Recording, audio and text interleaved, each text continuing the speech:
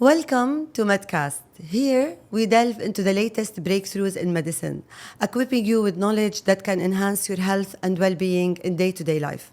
I am Dr. Wafa Faisal. I am a consultant pediatrician in Dubai.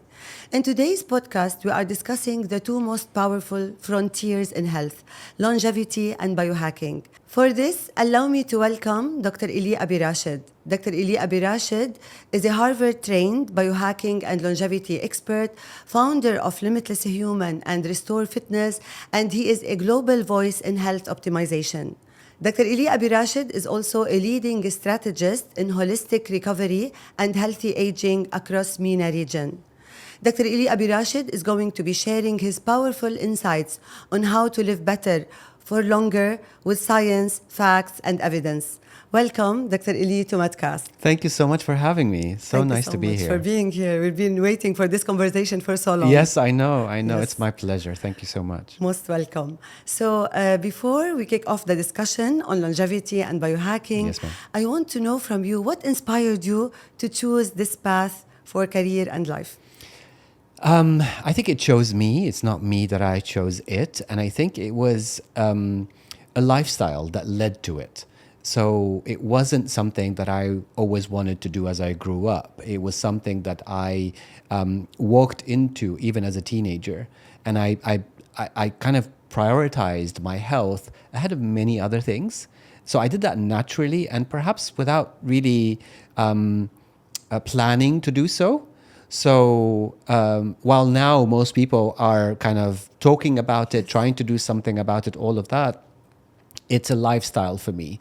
So I don't think of it as what I do, is more of who I am. So I've always prioritized my body, my health, my sleep, and etc. All of the stuff that we're going to hopefully be discussing today.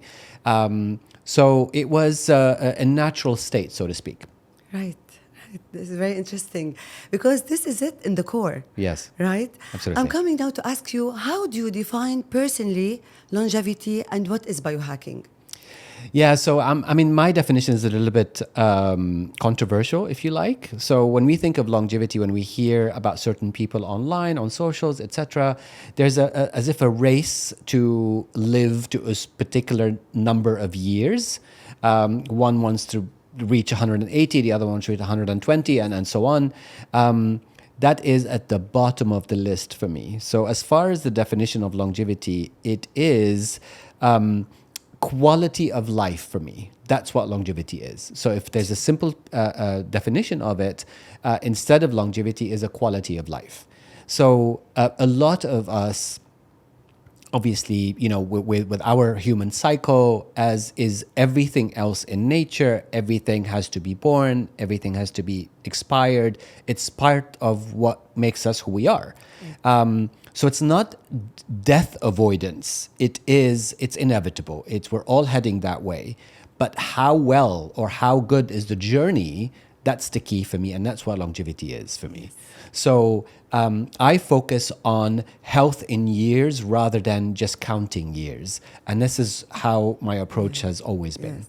And there have been always these two terms, like health span and lifespan. Right. So your focus is on health span. 100%. basically. Yeah, so health span is way more of a priority than number of years. I think when it comes to number of years, it's more ego-driven, it's more sensational, it's more clickbait, if you like. And if you start thinking about it socioeconomically and what nature is like and all of that, there are many things that we're not ready for. So let's say we all reach 200 years of age. Can you imagine what sort of life we would have? Yeah. Everything, from our retirement to the amount of money that we need to put aside to what does it mean for Earth? What does it mean for the number of population around? Like it's yes, not that simple, right? So for me, that is definitely not a priority. Yeah. It's sticking to the natural way of things, but focusing on health span is the number one priority. Yes, but when it comes to like living longer, also no one will choose, I think, to be living a long life and disabled. Yes. So that's the role of longevity here. Yes. Here is the science. Here Yes. is the art, if I can say. Yeah. And we're capable right now to live indefinitely with assistance, right? Yes. We can have machines that will keep us alive for, if this is your target, you could have machines that would do that for you. So obviously that's not what we want. We want to be as healthy as possible. True. Then what is biohacking? So biohacking is a lifestyle, if you like, where you are understanding the environment that you are exposed to, and then the internal environment of your body. And you use data in order to optimize both environments. So you can keep your body at the most optimum shape. And shape in every term, I don't mean just a physical shape. So we're constantly, everything around us is trying to kill us or trying to heal us all the time. The chairs you sit on, it has glue in them that are not great for us. The ACs have mold. The air is not pure. The food that we eat, the water, a lot of stuff that we, are exposed to in our external environment can be harmful to us. Yes. But a lot of it you can't control. So biohacking, for me, is a delicate balance between what you could control in your environment to a certain point and understand how it's affecting you. And then the other is working on your own immunity, microbiome, what's happening in your body in order to be able to withstand what your environment is throwing at you, basically. True.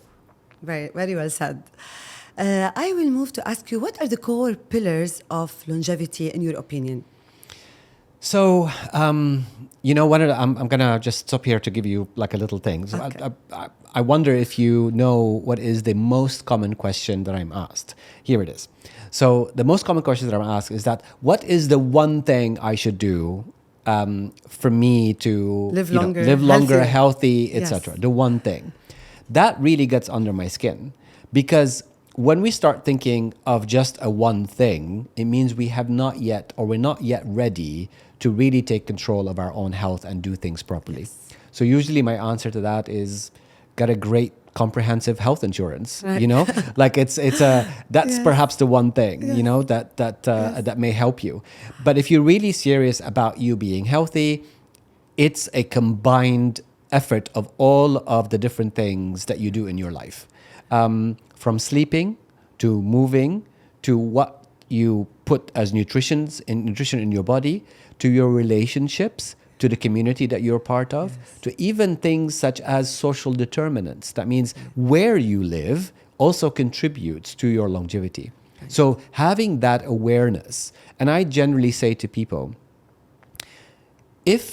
and focus is key, right? So whatever we focus on, this is where our energy goes. So if you generally have the same amount of focus that you have on your phone with your On health, work. you are most likely healthy. Right. So that's what it takes, really. It's that focus Yes. on health. And you begin to understand, because your body is constantly speaking to you. It uses a different language. It's not going to verbalize it. But if you have heartburn, if you feel bloated, if you feel lethargic, if you have a brain fog, Headache. headaches, and so on, all of the stuff that we know about, blurry vision, and all sorts of things. This is your body asking you for help. However, if your phone is playing up, you think about it all day and you want to try and see and fix it. But when your body is screaming for help, you kind of say, oh, whatever, or I'll pop a pill and it's all good. That's your body needs a little bit more attention, a little more of your attention. Right. Very well said, actually, especially when it comes to the pillars of longevity. They are like now known to many people and they are proven by research when it comes to sleep or diet, in addition to exercise. Yeah. And the most important part, really, the social relationships and the mental health. Yes. But I will ask you in particular about sleep. Yes. Because this is part of your missions, Yes. actually. Yeah. Why now we are discovering these importances of sleep? While before, like we used to think when we were young, like if we sleep longer, we are lazy, we are Yeah. not achieving enough. Yeah. We were encouraged not to sleep, actually. So there's an average. Sleeping too long is also not great for you. We know now that there's a general average, but it's also not about length. We know now it's more about quality rather than on the length of your the amount of hours that you sleep. And we have realized the benefits, the overarching benefits of sleep that affects everything in your body, from your mental health to your metabolism to your focus to everything. This is what we're discovering. So prioritizing it is key, because this is where your regrowth happens. This is where all of the efforts that you make, because there's a whole balance, just in the same way that we've talked earlier about all the different things. When whatever you put your body throughout the day, at night you are recovering from all of that. So the less recovery, the more you are going to be in debt to some of these things, be it stress, cortisol, food, as I said, all of that stuff. The balance should be always there. Absolutely. Yes. Balance, consistency, these are key. Yes. What is a quality sleep? Quality sleep is what I call sleep hygiene. So I prioritize it in the same way that I prioritize my day. When I wake up in the morning, I just don't walk out the house without taking a shower, for example. There are certain things that you do that are become the norm. You don't really think about them, you just do them. So with sleep, this is key too. Meaning when you're talking about sleep hygiene, the amount of time that you are in deep sleep, how quickly you fall into sleep, how regularly you are falling asleep and waking up. All of these are key, and there's so much science behind them about what sort of effect they have on your cognition, mental health, physical recovery, metabolism, and so on. Sticking to the circadian rhythm is also super important, regardless what you do, because I hear people saying, "Oh, but because of my job, or because I travel, or all of these different things." Consistency is key. Yeah. If you prepare your body for that, the body is very, very capable. Is when you ignore it, when issues starts happening. Yes. So sleep hygiene for me is regular sleeping and waking up. If I can choose one of these two, is more about waking up, making sure or understanding or measuring how quickly I fall asleep, how much time do I spend in deep sleep, and setting up the stage for all of these to take place. Keeping the room cool, nice and dark, avoiding any electronic devices in the room, just put them outside, and get comfortable in your environment. A little breath work before going to sleep. And obviously there are all sorts of little hacks that you could use to help you fall asleep a little bit better. Right. There are many ideas here, like sun exposure, for example, in the morning Yes. is important. Also avoiding a heavy meal. Like some things work for some people and some might work for others. But the most important thing is to plan to have a good night's sleep, Yeah. a high quality sleep Yeah. in the terms of longevity. 100%, yeah. Yeah. We plan everything, and there are certain things Yes. that are perhaps very important to our physiology. We don't Yeah. plan for that. Yeah. And as you said, morning sunlight is key to reset your circadian rhythm. The body now knows I need to release cortisol, the day is started, I'm going to be focused, all of that. So one of the first things you should do in the morning is perhaps see light, like open the window, look outside, see it. Just seeing it Yes. resets your circadian rhythm. And I'm sure you've heard the saying before, is that a great day starts the night before. So planning your sleep, sleeping well, it's going to guarantee you having a great day the next day. Yes. And what I've noticed, and I remind people of, is that even our decision making is affected of how well we sleep. If we're relaxed, if we slept well, and you're driving to work in the morning, and someone is having a bad day, or someone cuts you off, or whatever, your reaction to that stems from how relaxed you are and how well you've slept. Yes. Bad night's sleep, you're going to react in a way that perhaps is not you. Exactly. Good night's sleep, you're going to kind of absorb it and say, just let it go, Yeah. So it will affect even business positively 100%. and learning when it comes to children 100%, and those yeah. university students. Yeah. So we move now to another main pillar of longevity, which is diet. Yes. Like we are hearing about different kinds of diets. We are hearing about intermittent fasting. And there's so much information there. So Yeah. what is really evidence-based for healthy aging? Yeah. So for me, I ignore all of that.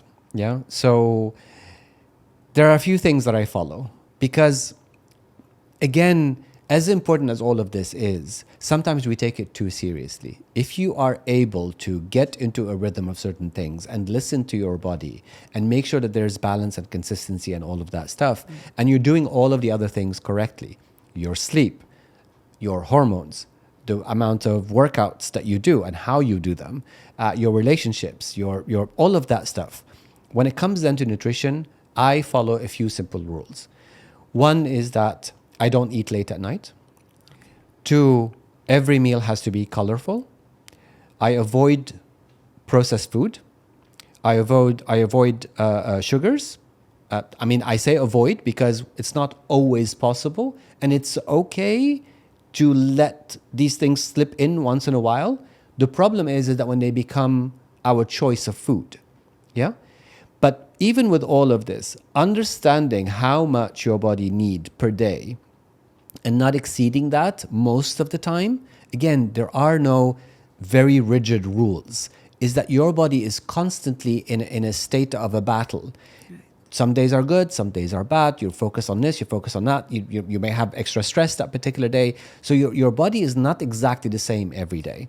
So when I look at diet, I say to myself, I want to make sure that my gut is clean, and I listen to the signals. If I feel bloated, if my stool is too loose, if it's too hard, if I didn't drink enough that day. So all of these different things, without really thinking about them, you become intuitive to them. Right. So when it comes to diet, I say color on your plate, eat wholesome food, don't eat late at night, and understand how many calories. You could do simple body composition in a gym or whatever to understand what is your BMI, what does your body need, and therefore it becomes a score. If your body needs 2,000 calories, for example, and you're eating 3,000 calories consistently, it's not going to be a surprise to you that you're gaining weight. Right. You know, so, and obviously there are many other factors that come into play, you know, your hormones, your stress, what's happening, what age you are, how active you are, how well you sleep, all of these different things. Yes. So we have to really move away from laser focusing on one particular area, but instead zoom out and look at your overall lifestyle and begin to fix everything. One of them is nutrition, obviously, because it's key. But if you're not exercising well, as we said earlier, if you're not focusing on sleep, if you're not aware of your mental health, if you're not spending time, some me time where you are comfortable with yourself, if you're not building social relationships, if you're not doing something with purpose, with intention, if you're not part of something that you enjoy doing, whatever it may be, it could be a hobby, it could be a job, it could be whatever it is, all of these work together then. Right. So thanks to the Mediterranean diet, let's say, yes. It's one of the best diets, yes. And it's colorful most of the time. Yes. And as you said, we respond to our bodies because our bodies have their own intelligence, especially if you are in a balanced state, you are working out, you are sleeping well. So I think this is the key. Even when it comes to drinking water, you know, we used to think that drinking water like a lot is beneficial. It turns out no, like just we need also to respond to our thirst stimulation or stimulus from the brain that we are thirsty and then we need to drink. I think it applies also for one food. universal rule is balance with everything. Yes. So if your pee is too light, it means you're drinking too much water. If your pee is too dark, you're not drinking enough water. Yes. So everything is balanced when it comes to life, nature, health, anything. You mentioned this word balance a lot on your social media platforms. 100%, yeah. Yeah, I've listened to this many times. So just moving forward to exercise and VO2 max. Yes. A little bit on this, and then I have to move to the second segment on the tools or biohacking. Of course, I'm thrilled. So with exercise, what I'm seeing is that we are creatures of habit. We are creatures of comfort.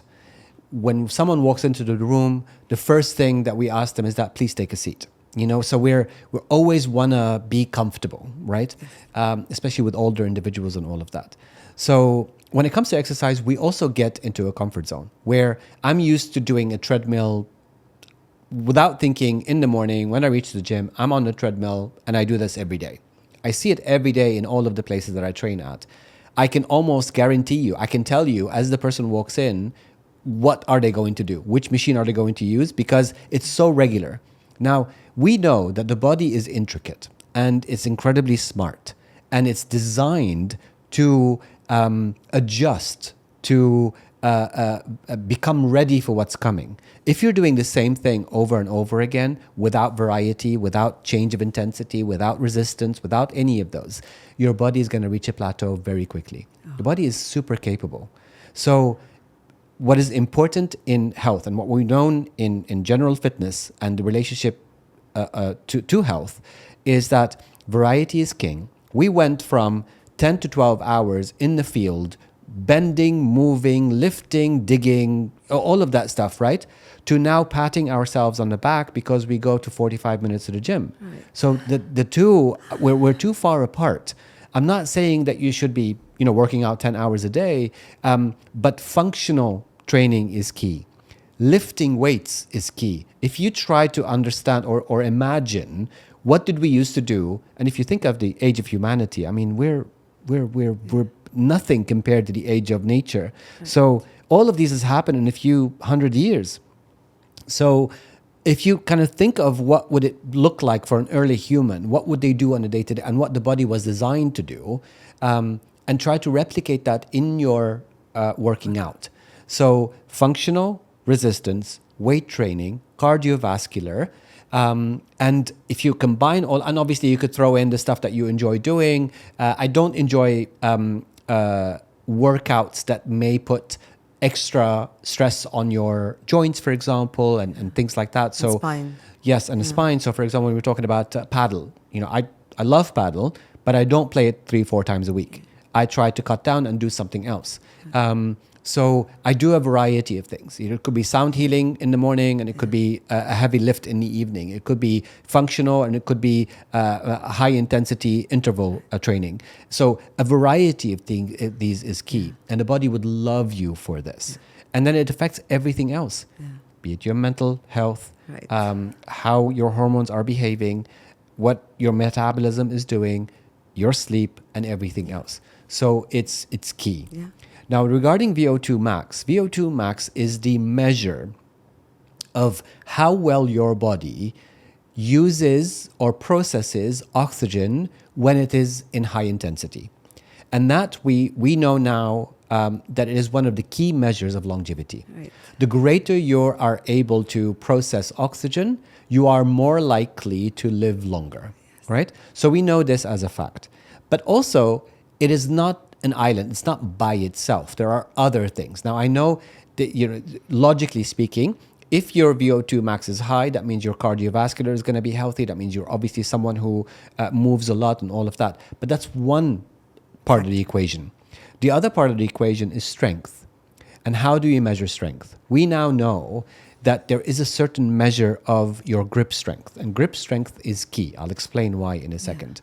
So with grip strength, things such as farmer's carries, when you carry weight and you move, because they called farmer's carry because this is what we used to do, The ancient So human. exactly, right?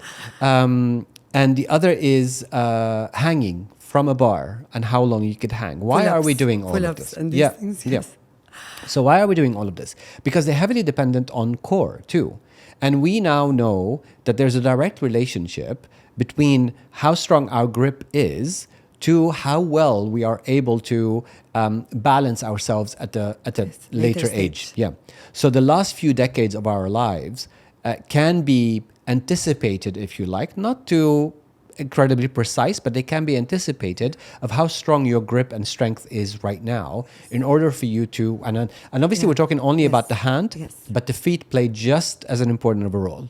So the feet, how strong your feet are, because if you imagine what happens when an elderly person falls, it's usually because of the feet, and then obviously the joints, and then the core, and then when you land, how quickly are you able to hold yourself? And one of the key causes of death is broken hips, femurs, things like that, because we can't recover from that, especially when we don't have enough muscle mass. So these things kind of come together. So I work on my VO2 max to keep it nice and healthy, and I work on my strength to keep it nice and healthy. To give you, for your viewers and for yourself, an average for that. So for women, if your grip strength, and there are machines that you could measure this, we measure it at Restore and we measure it during, the Limitless Human program and all of that. So for women, it shouldn't be, and general average for all ages, for every decade, there's a slight variation, but the general average is 27 kgs for women. For men, it's 45 kgs. Okay. So you're able to squeeze on that measuring device 45 kilos in your grip. Right. If you're able to hang for over a minute, that's also another indication that you have the And the strength. farmers carry, they say around like you have to carry your 70% of your weight or 80% of your weight So for women. yeah, so it's as long as it is over 1 minute. 70, Yeah. and then you're walking on it for a minute. Yes, That's great. yes, But you can go all the way up to 1.5 your weight. Yeah. Of For men. Yeah, for men. Yeah. So and again, it's one of the measure that you do. And How the much key is your VO2 max? This is personal, but I'd love to know. yeah. So it's 57 the last time Wow. I've measured Touch wood. it. Yeah. Touch wood, yes. Yeah, so I work on it. Yes, It's not of magic, and course. it's one of those things that you cannot cheat on. Like you cannot train for like 2 weeks before and then come do it and you score higher. It's a representation of a lifestyle, and everything influences it. There are certain food that influence it, what you do as sleep, how you work out, how is your hormones are doing, what your cortisol is like, do you actually are able to relax, and with breathing techniques, your lung capacity. Because there are certain things, as I said earlier at the beginning, is that you could control and others you cannot. Right. For example, air quality is not amazing, most places around the world. What I do is I make sure at least one part of my day is as clean as it possibly be, and that's when I sleep. So I always have my air purifier on at night. So at least for the 7 to 8 hours of sleep that I get at night, I'm breathing the cleanest air that I can possibly get. Yes. You're the expert anyway, so Yeah. we expect this Yeah. from you. Yeah. Dr. Ili, I'll move to the second segment, Yes. which is biohacking, or the tools that people can apply in their day-to-day life. Yes. However, I will start with testing. Yes. Because I'm a doctor also, and I know that we aim for testing, even for simple blood tests for children when it comes to iron, Yeah. vitamin D. We like testing because we see numbers and we can prove to the parents that the improvement and these things. Testings like the DNA test, the biological age, some blood panels, Yeah. hormonal profiles, where do they stand in the anti-aging world, let's say? So we use them as key metrics to kind of understand in the same way that any physician would do. So there are a few things about them, though, that most people perhaps don't know. But I'm sure you know, and the colleagues and your patients, you tell them this, that when we do a blood test, that's a snapshot of the moment you've done the blood test. It is not a general indication of everything that you do. So when someone comes to me and to join the program, for example, they say, oh, yes, I've done a blood test. When? 6 months ago. They think if it's done once a year, that should be enough. We know that it shouldn't be longer than 3 months. So we usually do the latest one to try to understand what is happening. The panel is important because you need to understand the different functions that are happening in your body. From your lipids to your endocrine system to what is happening in your pancreas, kidneys, liver, that sort of thing. For you to understand how the system is working together. And usually you see a pattern, right? So my group of advisors that the people that join the program also have access to, they then analyze all of this. And the key thing here is that not to stay, when you get a blood test and you have like low and average and then high. So if it's somewhere in the average, we're okay with that. Well, what we do is that we'd say, how can we optimize this to be the best that it can be? And that's really the approach. Yes. Now, for DNA, epigenome, microbiome, all of that other stuff, measuring biological age. Now, all of these are fairly new, right? So blood test has been around much longer, obviously. Yes.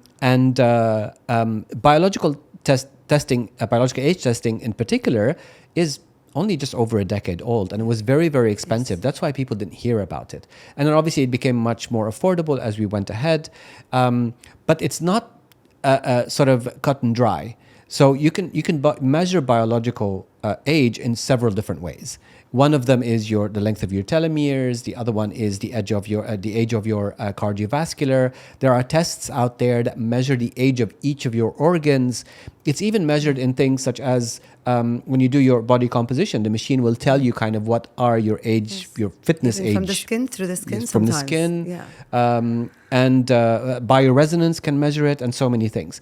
So it's usually a general indication. The key thing here is not a competition of how young biologically you can get, but you really want to slow down your biological age in order for your body to age well, right? So, and whatever you measure, just use that as a base. Right. So whichever one that you do, use it as your base, and then work from there. Yeah.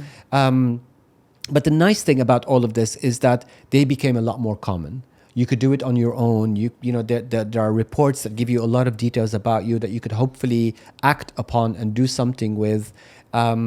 It gives us some sort of motivation because we want 100%. to improve our Yeah. whatever is biological. To a certain extent, especially if you have someone like yourself who's able to guide them through it, that's key because you want someone to explain all of this. Some of it can be shocking. So if it tells you you're prone to testicular cancer, for example, like, oh my God, I'm not going to, so it becomes shocking. You've always had some sort of liability, right? So you then optimize your body in a certain way, and there are so many different things that we can try and test and do, and so it becomes a journey. And this is the key, one of the key words that I use for health in general. Health is not a destination. It's always a journey. You have good days, you have bad days. Your aim is to get somewhere in between consistently, where you're always optimal as much as possible. But it's not going to happen where you're always great, right? Because of what we said at the beginning, that everything around you affects you. What you put in your mouth, if you shake someone's hand, that hand, whatever it's done that day, be it touch doors, phones, shake other people's hands, you have exchanged that same thing. You press a button in an elevator, all the people that press that button, you've just shared everything that they've shared, So we are always interacting with our environment. We're swimming in our atmosphere. So everything There's a lot of things I think in the word or the field of energy and that also we don't grasp until this very moment. Exactly. Yes. Be We it don't quantum, understand be it. be it resonance, be it all sorts of stuff, and we know that they exist. It's not maybe the medical science does not really support a lot of it, but this doesn't mean that it's not there. Exactly. The subconscious mind and the powers of the subconscious mind. Exactly. Yeah, it's Trauma, related to all of mental that. health in a way or another, but still, I mean, the conventional, let's say, mental health therapies and like that are still away even from these kind of experiences, if I can say. But it turns into an obsession for some people, where they start thinking, imagine like all the things that we said right now, from VO2 to biological, to movement, to sleep, to food, to people, to psychological aspect of what you have, to your trauma, to energy, to like all of that. It becomes an obsession. What that does then, it becomes an anti sort of longevity approach or lifestyle, because it's all about balance, as we said so many times. If you're causing stress by trying to become healthy, you're really reversing that, so it's a balance sheet. Yes.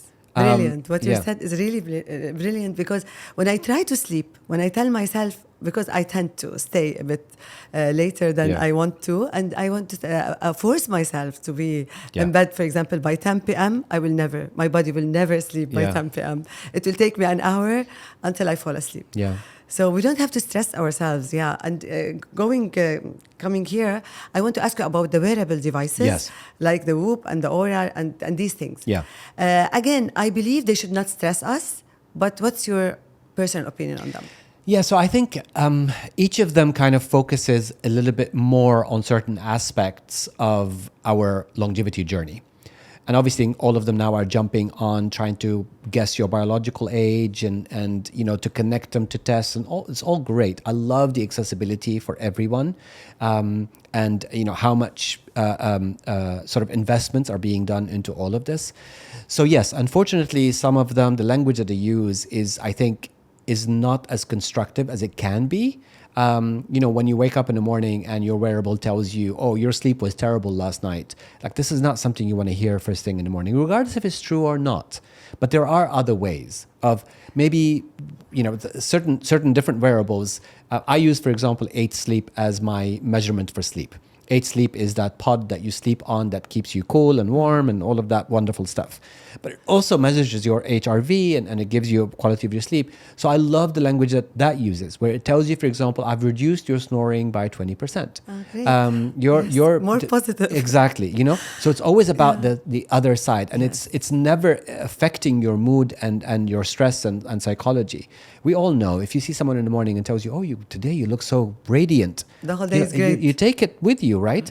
You don't want to hear that. But they all play a role. And as I said, everything, try not to take things too seriously. Yes. Even nature is playful. Everything is playful. Right. When we obsess, we're going in the opposite direction. Whoop is great for fitness. You could use it for that. It's designed for fitness. This is where it was born. And this is how it was developed. And now, obviously, it's mainstream and it does all sorts of other things. But it's the best for fitness. And then the rings, be it Ultrahuman or Aura or all of these other ones, there are so many now, quite a few of them coming out. And Aura being one of the older ones. They're great for everyday stuff, but they kind of do everything else fairly okay. But you have to remember they're measuring only a few things, be it your temperature, be it your heart rate, and a couple of things, like your movement, the gyroscope as you move. And then from that, they extrapolate all these different numbers, be it your biological age, all of that. Calculating our biological age. Yes, all sorts of things like that. So I would take it, again, not too seriously. We have to be flexible when it comes to any information that we are receiving. And, they say also flexibility is one of the most important indicators of a healthy mind. 100%. Yeah, so 100%. So here's what I do. Yes. And here's my advice Yes. to people, to you and to everyone listening, is that I do not stress and I do not check daily. What I do is that weekly or monthly, I look at my report and see how did I do this whole month. How many good night's sleep, activity, number of steps, HRV, all of that, and I get the general average. So I know if I'm constantly improving, or there were times where I didn't do so great, so I can adjust and anticipate next time. Yeah. So I look at the overall picture again, because this is what you need to do. It's an overall picture. And then you integrate it into everything else that you do too. Yeah, definitely. This is a better approach. And as we said, this is a journey. Yeah. And now I move to something you have at your center. Yes. You were mentioning to me before we started. So that you have the red light therapy, you have hyperbaric oxygen, cryotherapy. Yeah. These therapies, I don't really know about them. Yeah. I could have read, but Yeah. I said I have an expert with me today. Yeah, no, of course. Yourself. So if you can tell me what is the evidence, what is the science behind each one of these, starting with red light therapy. Yeah. So let me say is that because some people feel that they feel left out because of all of these. Yes. They seem really exciting machines and whatever. At best, they are maybe 20% of your journey. Okay. And they are, at the end of the day, tools. They are devices that help you. They are not the end all. And what I've always stressed to people is that almost everything that we do already exists in nature.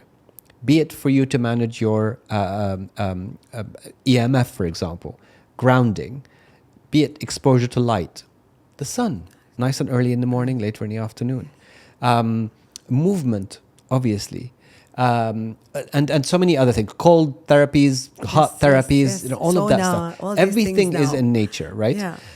But they play a role for convenience sake. Right? So it's not always possible that you're going to find a cold lake to dip yourself into. It's not always possible to put your feet in the sand and other stuff like that. But whenever it is, you should be doing that more than any devices that you use. Yeah. Let's go through the list really quickly. Okay. So hyperbaric chamber is a pressurized chamber where you also breathe 100% oxygen. It's nothing new. It's been around for decades and decades. It's been used for hospitals, mainly for recovery after surgery for patients. But also, I don't like the word patients, by the way, because the actual definition of it means those who suffer. So, No. but obviously, if you're having an operation or all that, I guess that applies. But in general, I think we're all people. What's the We're better kind of word you can use? I don't know. I mean, I don't have like a slightly better word. I use yeah. clients. Yeah. I Okay. use some Okay. members, Yes, stuff like yes. that. Anyway, so the chamber and the science behind it, it saturates your tissue with oxygen. And therefore, with oxygen being present more in your tissue, everything else is the energy, is the currency of the body. But it also, there are many studies done on the benefits for cognitive brain health in general, be it for autism and many other brain situations. But this is not final. I can say about autism and these things. Like we're not trying to encourage the people to use hyperbaric oxygen for autism because there's no. I mean, it's not a cure. It And could help. there but is no. like that's a- other therapies already available. 100%. Yes, yes. It's generalization. Yes. So it's not something that you should go for. Studies And are it there. depends between one case and another. exactly. If someone is too young, because sometimes we get people that are 6-7 years old and we just can't accept them. And it's not, it's not easy. Their right environment, etc. But there is solid science behind the effect of better oxygen to Yes, the of brain and what does that mean when you have a situation like that. But yes, it's definitely not a one-stop, like everything, everyone is the same. So it's very, very unique and it has to be kind of properly studied and see what else is happening in the body and whoever the practitioner that you're working with will guide you exactly on that. So all of these things actually we're talking about today are always better and the benefits are greater whenever you have proper professional support.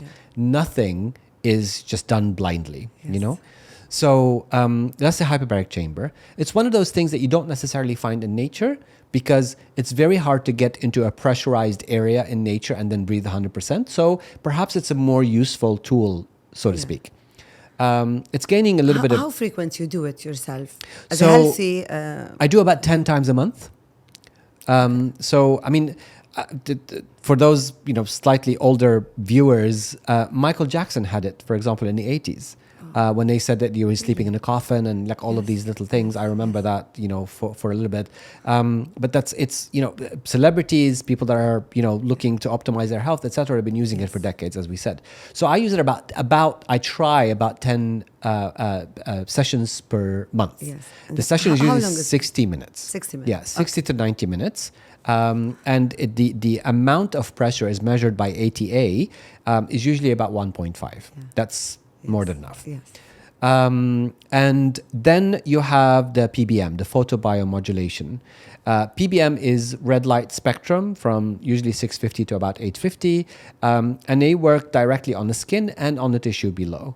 And it's meant to help mitochondria produce better energy, but it also reduces inflammation, improves recovery.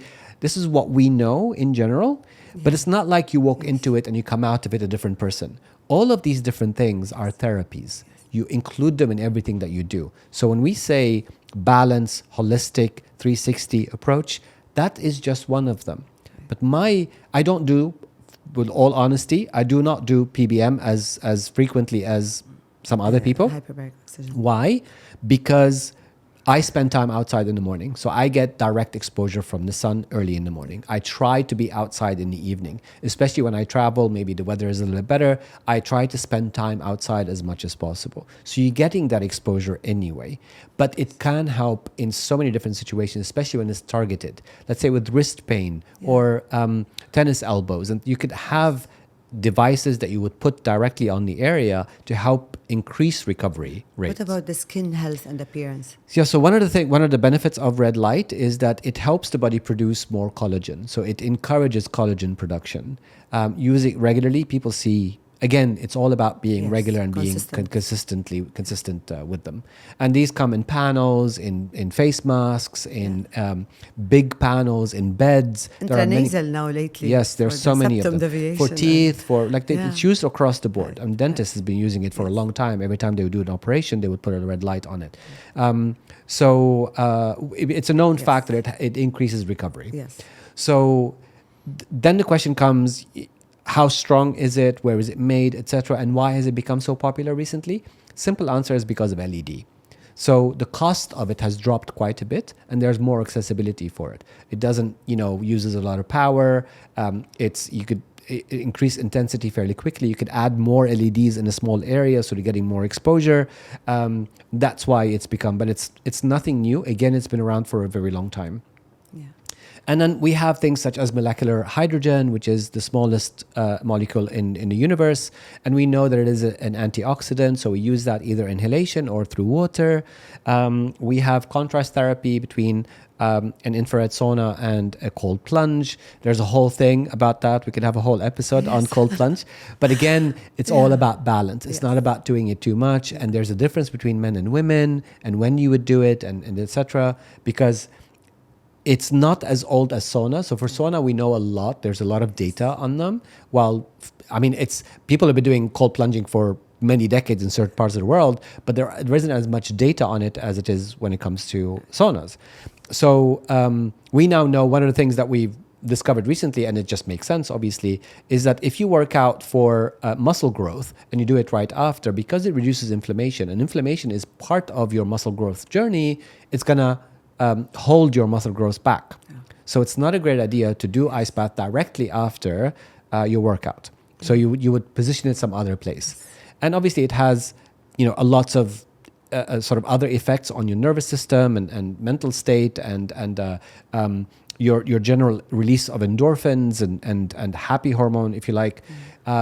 So it has benefits, and it just has to be, again, done with balance. With balance. This is the key word, actually. Yeah. So there isn't anything where you could apply the fact that more is better. It's not. It doesn't work that way. It's always universal law. It's a universal law. I agree, 100%. Yeah. I move now to a very, very hot topic in the longevity world. Okay. Which is supplements. Yes. Like any maybe sometimes influencers, with all the respect, content creators, not even doctors, they go to the people and they tell them, you have to take the supplement. And my patients come to me, they bought the supplement already, they're taking it. Some of them, if taken with other medications or other supplements, can induce harm counterindication to these people. Mm-hmm. So please let us know, from omega-3 to NMN. I know there is a role, but what's your opinion? So I'll tell you what I do, because again, we're all different. So the basic supplements should only be taken to supplement deficiencies. This is where the word comes from. Yes. You're supplementing very something that is not there, right? So how do you know your deficiencies? You go to a doctor, you do a blood test, and then you know what your deficiencies are. You fix them, and then you stop. It's not, if you're deficient in vitamin D, if you're deficient in whatever, magnesium, copper, whatever it is, you don't take it forever. I see people, and again, it becomes a habit. Yeah. If I'm taking multivitamin, I've been taking the same one for like 6 years. I mean, that might not be the greatest thing for you, Some people take 10 supplements, 15 supplements every day. There are some well-known influencers that take 120 and 180 per day, and it's something ridiculous like that. Yes. So my stance on it is that supplement your deficiencies. That's key. That means you need to measure. With data, you're more powerful. You're able to supplement exactly what your body needs. And then a lot of it you could do with lifestyle. So a lot of that can be handled through whole foods. If you eat well, if you cook at home, if it's colorful, you're generally getting everything that you need. Yes. But then there is the optimization section of your supplements, and that's a different area. So what I do, I work with stacks. So I don't take a lot of stuff. I take a few things per day, but they work on the fundamentals of my body, meaning that my microbiome, my nervous system, my muscle health, and my mental health. And with these, I generally focus on the basics. So for example, my mitochondria, I would use NMN or NAD+ to kind of work on that. But there are also so many other nootropics, natural stuff like mushrooms and things like that will also help with this. Yeah. So find the combination. And now for your microbiome, what do you take? So I take probiotics, for example. I take omega-3s, usually with curcumin. And then I focus on my diet a lot more. So my diet always includes bone broth, organic bone broth. It helps to clean the wall of your or keep the wall of your stomach healthy. It helps with generally keeping the flora nice and healthy in your body, because as you and I know, most of our immunity exists in our gut. microbiome, right? Yeah. In our gut. Yeah. So keeping it strong, it's going to keep you healthy. I support it with, for example, glutathione. I do courses of Yes, that. yes. Occasionally, I do vitamin C. A few things like that. Fibers are important. In general, 100%, yes. So fibers, I love to focus on whole foods with that Yes, rather than yes, to take, rather than supplements. than supplements. Yeah.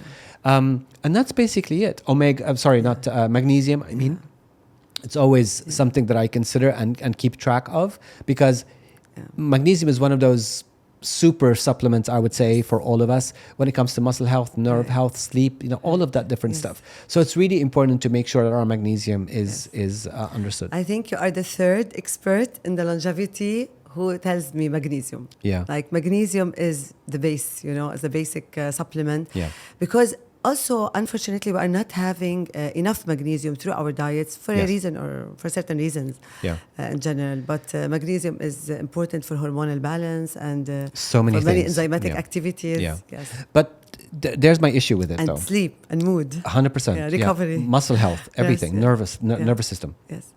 So my issue with it is that there are so many different supplements of it. And there are so many fillers that they use in all of these. So the one that I use, I make sure I check the elemental value. And if it's written on the back, then I know how much actual magnesium I'm taking. And then with that, it actually tells me that this brand respects itself to kind of tell me exactly how much magnesium is in each pill. So I look for ones that have the elemental value written on the back of them, rather than for someone to tell you 200 milligrams, 300 milligrams, whatever it is. This doesn't mean that you're getting all of that. And then the opposite to that is when people take several things between multivitamin and magnesium and maybe some other concoction that someone has given them, and they end up taking too much magnesium because there's a source from here, source from here, source from here. So understanding your whole landscape of what you're putting into your body is just as important as the food that you eat and everything else. And again, don't take it too seriously. Yes. And then don't become complacent with it. Because I've taken it for years, I'm going to continue taking it. That's not true. Yes. Cycling is very, very important. Yes. And this very nice tip about, important tip actually, about the elemental magnesium yeah. or elemental value. And as you said, the brands, I mean, there are different brands, and some brands are really not like to the level, even in the States. And like we should look, I think, for certified brands, but still this word is Yeah. not regulated. Yeah. All over the globe. So No, it's not. It's not. But And there are a few apps that you could get right now where you could actually scan, and it will give you some sort of providence about, the brand, Yeah. the reputation, So AI the will help content. us. AI is gonna help definitely us. will help Okay. you. Okay. And then the other thing is to always remember that marketing plays a major role. So the marketer is super smart about how to attract you to a particular brand. It looks healthier, it looks better for you, it looks great for you, all of that. But remember one thing: neither the marketer nor the brand nor the actual supplement is going to be, their number one priority is not your health. yeah. That's really important. Yes, very important. I go back to what you do at your center, which is Limitless Human. Yes. And Restore Fitness is another one Yes. also. So how do you, the members or the clients, what's their journey with you? Yeah, so the Restore is a place where we help people recover better. So we put a program for them that are a recovery protocol based on their lifestyle, what they do, how much they work out, what sort of stress levels, all of that. And they can come and use the different equipment that we have there. Not necessarily athletes. Athletes and otherwise, everyone, not necessarily athletes, no. But we also have a marketplace. So everything biohacking, from hydrogen generators to red light panels to everything that you can think about, you can actually go see, experience, and purchase there too. While the Limitless Human is a holistic program. So the Limitless Human is part of my becoming human, because I'm still becoming limitless, becoming a limitless human. So part of my journey, this is what we replicate for everyone else. So it's based on fundamental testing, from genes, as we discussed, to blood tests, to VO2, to grip, to bioresonance, to alignment of the body and the spine, because that can hold you from exercising as well as you should be, and so on. And then with that, we then give them a digital twin where they see where they are live, and it's connected directly to their wearables. So as the more you move, the better you sleep, it actually gets reflected in your digital twin. And then we give you a plan between nutrition, workout, supplementation, and recovery over a 4-month period. And then with the hope, or with the aim, I should say, of it becoming a lifestyle, which we said at the beginning. It's all about turning it into a lifestyle rather than I have to, or I need to get out of my way to do this. Once you stop thinking and just do it, this is when it becomes a lifestyle.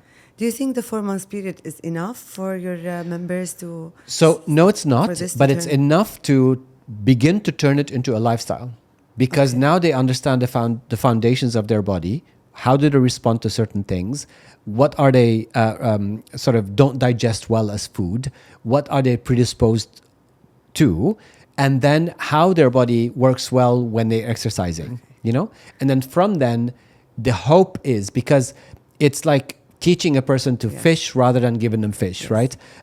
So with the hope that as they understand their body better, they begin to make these changes on their own, because it's about empowerment rather than they need to be dependent on us for What if an they ex- want to be dependent on you for a They longer can, period? they Because can. I have quite a few people that I've been working human with. beings tend to be can be coachable, Yes. because we tend to be lazy Yes. and comfortable more. Yeah. So Dr. Eli Abi Rashid, I think I've reached the last question Okay. after this really interesting discussion with you. How do you see in 10 to 20 years from now the biggest breakthroughs coming in longevity medicine? Yes. So I see that we will finally, gradually, I should say, make a shift from waiting for disease to happen in order for us to do something about it. So more preventative, proactive medicine moving forward. But I also see us becoming more responsible for our own health rather than whatever happens, I'll sort it out later. That's not how it works with health, because we are the total sum of our choices. So every choice that you've made, sometimes we wake up in the morning and we think to ourselves, I'm overweight, or I don't feel great, or whatever. But this is not instant. It didn't happen overnight. It happened over all these minor choices that you've done throughout your life. The amount of drinks that you've had, the amount of smoking that you do, the amount of lack of exercise, the not prioritizing, all of the different things that we talked about today. So we're the total sum of our choices. Fact. As you move forward, you begin to realize that when you're making these choices, your choices will become part of your health journey. And the final, most perhaps important, not most important, but equally important component is the role that AI will play in all of this, because it's empowering us to get some sort of answers. It's empowering us to get information on the go. And I think it will play an important role in medicine in general, and specifically individually. And we see it now in wearables and other things like that. Yes. Thank you very much. It's my pleasure. Really, we enjoyed it so much. Actually, I've heard something like an expert on social media was saying, don't die for the coming 10 years. Yeah. Because after that, we're going to live forever. Yeah. So, Dr. Eli Abi Rashid, thank you very much for being with us today. It was really a great podcast and great pleasure to have you. I am so grateful that I'm here, and thank you so much for having me.